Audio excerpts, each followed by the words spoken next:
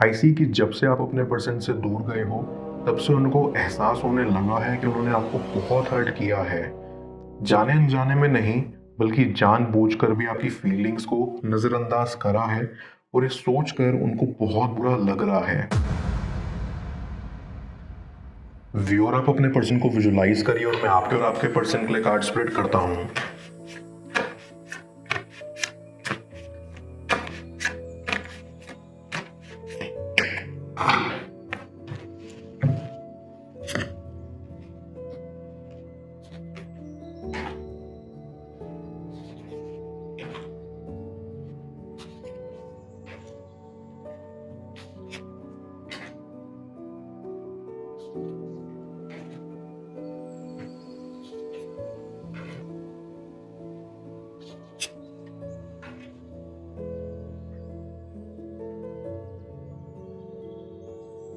ऐसी कि आपके पर्सन ने आपको बहुत हर्ट किया है और उनकी वजह से कनेक्शन खराब हुआ है।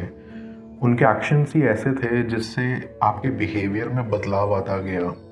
आपको अंदर ही अंदर हर्ट होता गया और आप बदलते रहे। और हैरान और परेशान होने वाली बात तो ये है कि वो आपको ही ब्लेम करते रहे इस कनेक्शन के खराब होने में। उनको आपका बिहेवियर बदलता हुआ दिखा और उन्होंने आपको टॉन्ट मारने शुरू कर दिए कि आप तो बदल गए हैं। उन्होंने ये समझने की कोशिश नहीं की कि आप बदले क्यों थे या आपके अंदर ये बदलाव उन्हीं की वजह से आया था।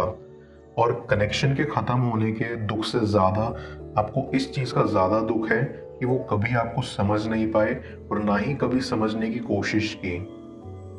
इस कनेक्शन के दौरान जब जब आपके पर्सन ने आपको हर्ट किया, तब तब आप खामोश हो जाया करते थे, क्योंकि आपका बोलने का मन नहीं होता था और ना ही बात करने का, और बिल्कुल बात करना बंद कर देते थे। और आपके पर्सन को इससे भी दिक्कत होने लगी थी। वो अक्सर आपको सुना दिया करते थे कि आप जब मन करे तब बात करते हैं और जब मन ना हो तो नहीं करते। ये सुनकर आप सोच में पड़ जाते थे कि क्या ये वही इंसान है जिससे आपको प्यार हुआ था। आपको बहुत बुरा महसूस होता था कि आपका पर्सन कितना नासमझ है और उनको आपकी भावनाओं की कदर नहीं है।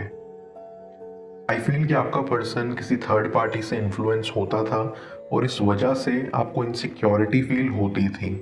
फिर चाहे वो थर्ड पार्टी कोई और हो या उनके दोस्त या उनकी फैमिली, आपको लगता था कि कोई आपके पर्सन को आपसे छीन ना ले, कहीं वो किसी की बातों में आकर कुछ कर ना लें या उनके मन में आपके लिए प्यार और रिस्पेक्ट खत्म ना हो जाए।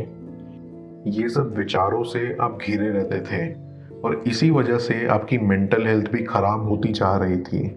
आपको श्योरिटी चाहिए थी कि आप उनकी लाइफ का एक अहम हिस्सा हैं और हमेशा रहेंगे, लेकिन उनके एक्शन से ऐसा नहीं लगता था। वो बोलते कुछ और करते कुछ और थे। कहते हैं ना कि एक्शंस हमारे शब्दों से ज़्यादा पावरफुल होते हैं।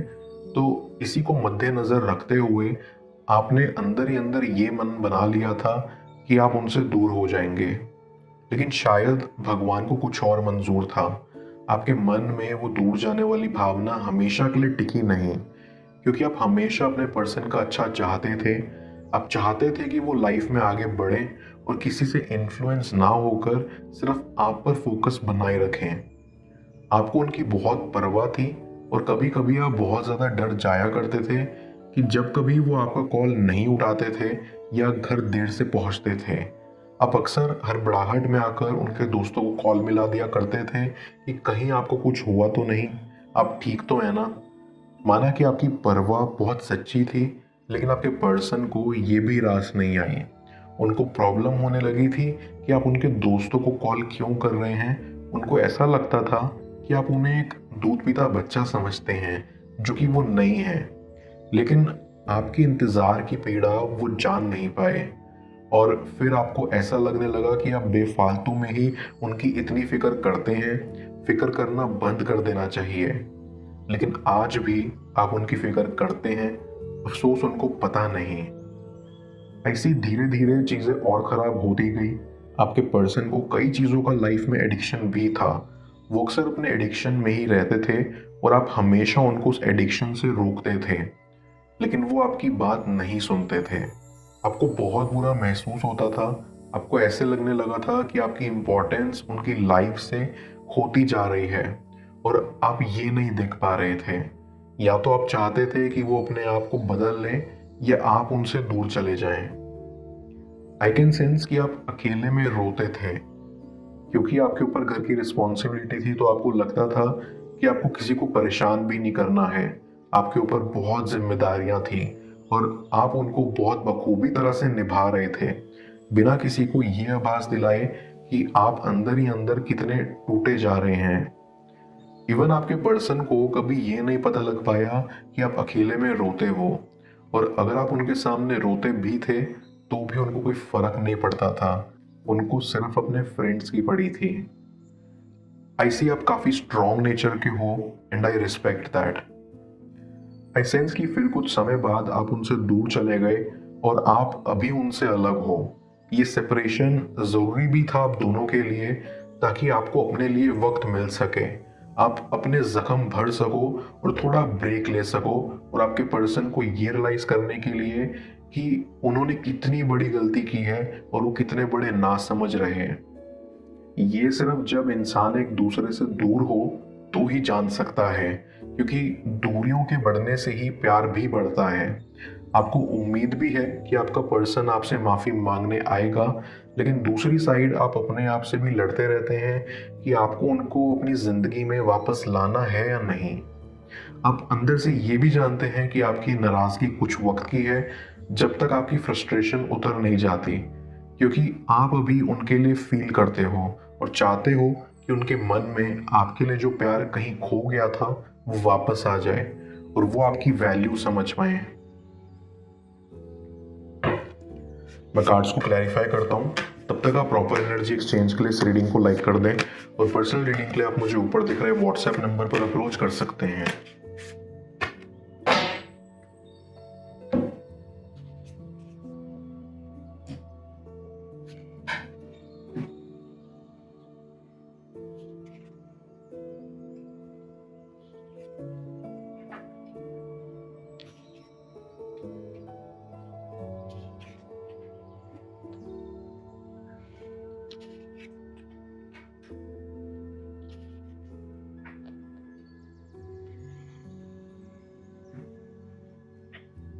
आई सी कि जब से आप अपने पर्सन से दूर गए हो, तब से उनको एहसास होने लगा है कि उन्होंने आपको बहुत हर्ट किया है।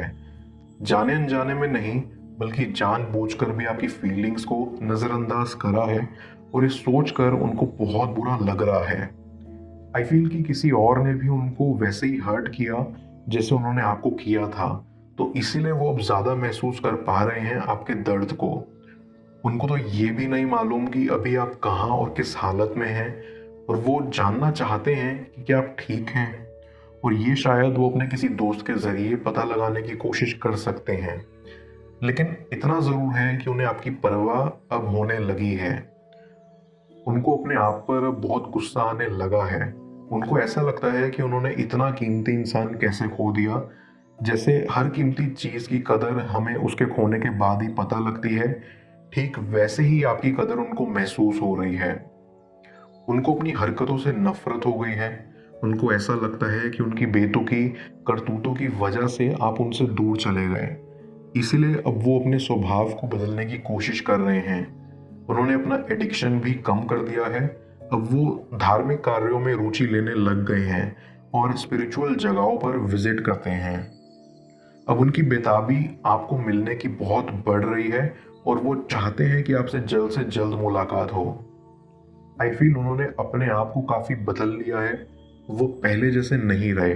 वो रोज आपकी तस्वीरों को देखकर खुद पर खुद मुस्कुराते रहते हैं। उनको आपकी बेहद याद आती है। वो सभी पल जिस पल वो आपके साथ खड़े नहीं हुए, वो उन पलों को कोसते हैं। उनको समझ नहीं आता कि उन्होंने आपका दर्द कैसे नहीं समझा, आपको अकेले में इतने सारे दुख कैसे झेलने दिए। आपके पुराने मैसेजेस को वो पढ़ते हैं जिसमें आपने अपने दर्द को बयां करा है, जो आप कभी उन्हें कह नहीं पाए। वो सब पढ़कर वो बहुत दुखी होते हैं और उनको लगता है कि उन्होंने बहुत बड़ा पाप कर दिया है। इसीलिए अपने कर्मों का पछतावा करने के लिए वो स्पिरिचुअलिटी की तरफ अपना झुकाव बढ़ा रहे हैं, जहां वो दुआ मांगते हैं कि आप जहां भी हैं खुश रहें। उनको ऐसा लगता है कि वो जितनी मर्जी माफी आपसे मांग लें वो कम ही होगी, और उससे उनके कर्मों का भुगतान नहीं हो पाएगा, लेकिन वो एक मौका लेने जरूर आएंगे आपके पास और आपसे सच्चे दिल से माफी मांगेंगे और इस कनेक्शन की एक नई शुरुआत की उम्मीद रखेंगे। मैं ऑरेकल ऑफ द फेरीज की मदद से यूनिवर्स से आपके लिए एडवाइस पूछूंगा। देखते हैं यूनिवर्स आज आपको क्या एडवाइस करना चाह रहा है।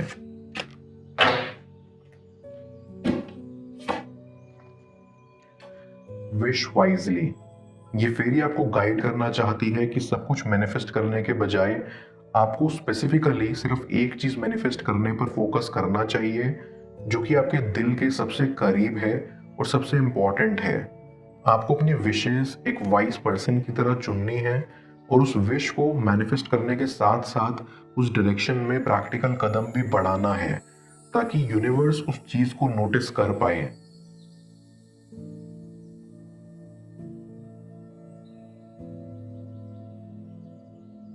आपके पीठ पीछे आपसे क्या सब छुपाया जा रहा है जाने स्क्रीन पर शो हो रही इस अगली टैरो रीडिंग में। पेड पर्सनल रीडिंग के लिए आप मुझे ऊपर दिख रहे व्हाट्सएप नंबर पर अप्रोच कर सकते हैं। मैं मिलता हूं आपसे दोबारा अगली टैरो रीडिंग में। Till then, bless you.